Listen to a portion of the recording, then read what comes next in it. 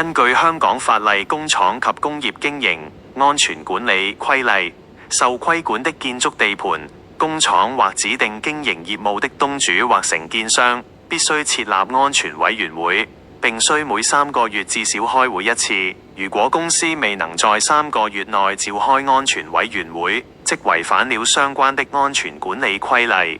以下是關於此情況的法律責任與罰則：一、是否屬違法？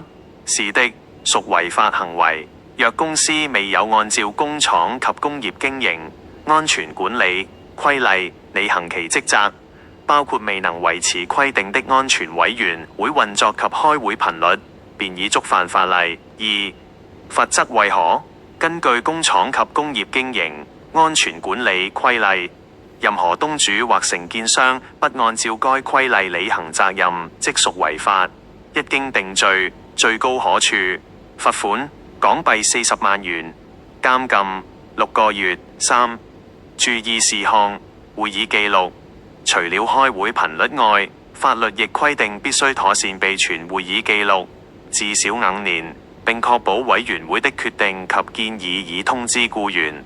若這些行政程序缺失，同樣可能導致合規問題。執行重要性：勞工處會對此類制度安排進行監察。若在巡查時發現委員會開會次數不達標，公司將面臨檢控風險。建議公司負責人盡快安排會議，並妥善補辦及記錄過往的會議情況。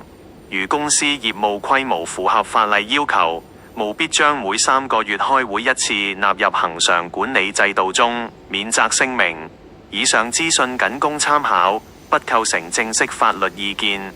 若有具體的法律訴訟或合規問題，建議諮詢法律專業人士或直接向勞工處查詢。此影片相關討論涉及香港職業安全及健康法例的修訂與執行情況，有助於了解相關法規的審議背景。